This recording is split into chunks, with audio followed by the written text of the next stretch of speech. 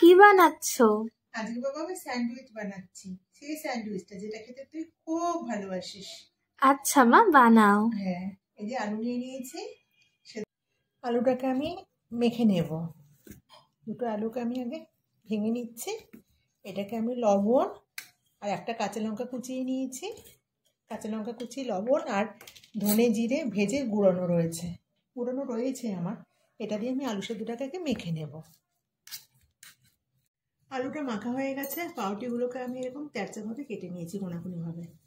এবার এই পাউরুটিগুলোর মধ্যে আলু দেবো, একটু বেশি করেই আলুর পুর দেবো। এটা খুব সুন্দর করে কাজটা করতে হবে। বাবা শিখে নে, তুইও বানিয়ে বানিয়ে আমাকে খাওয়াবি, আমি খাবো। আচ্ছা মা। তুই তো অনেক ভালো ভালো রান্না করতে পারিস না তো তা না। এটা জানিস না, এটা আমার থেকে শিখে নে। এই যে এভাবে দিয়ে দিলাম। এভাবে আমি সবগুলো বানিয়ে নেব। স্যান্ডউইচগুলো যে তৈরি করা হয়ে গেছে, এবার আমি একটা বাটির মধ্যে কুচানো পেঁয়াজ আর কাঁচা লঙ্কা দিয়ে দিলাম। আর দিয়ে দেবো পরিমাণ মতো লবণ।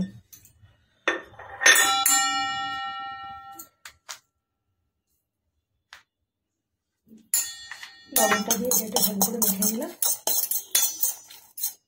এবার আমি দুটো ডিম ফাটিয়ে এর মধ্যে দিয়ে ভালো করে ঘেটে নেব।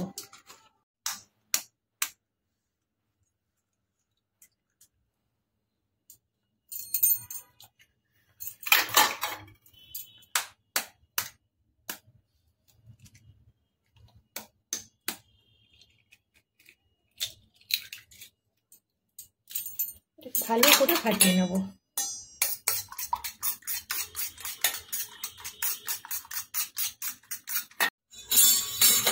কড়াতে আমি রিফাইন অয়েল দিয়ে দিয়েছি।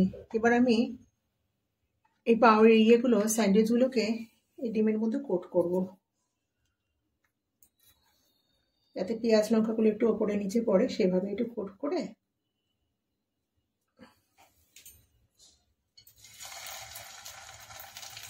তেলের মধ্যে বসিয়ে দেবো। গ্যাসটা কমানো আছে, আমি একটু দিয়ে পরে গ্যাসটা বাড়িয়ে দেবো।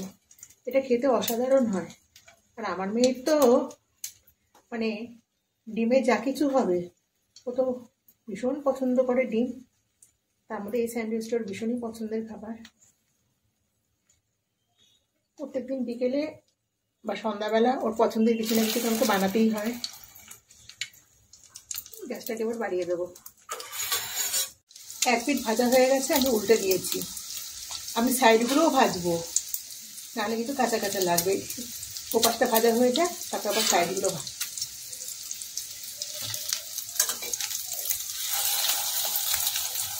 দাঁড় করিয়ে নিয়েছি, এইভাবে সাইডগুলো আমি ভেজে নেবো। আমাদের স্যান্ডউইচ একেবারে রেডি। রেসিপিটা কেমন লাগলো অবশ্যই কমেন্টে জানাবেন। আর রেসিপিটা ভালো লেগে থাকলে অবশ্যই লাইক দেবেন এবং সাবস্ক্রাইব করতে কিন্তু ভুলবেন না।